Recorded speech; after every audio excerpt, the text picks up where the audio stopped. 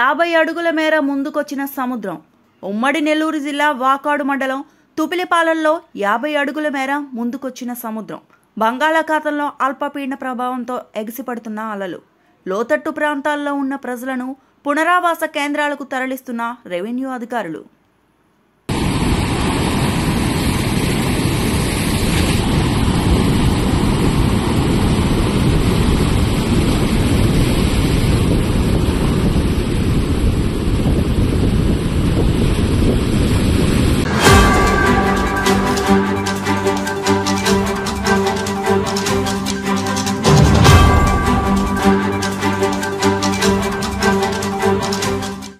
యాభై అడుగుల మేర ముందుకొచ్చిన సముద్రం.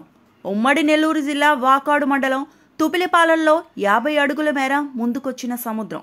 బంగాళాఖాతంలో అల్పపీడన ప్రభావంతో ఎగిసిపడుతున్న అలలు. లోతట్టు ప్రాంతాల్లో ఉన్న ప్రజలను పునరావాస కేంద్రాలకు తరలిస్తున్న రెవెన్యూ అధికారులు.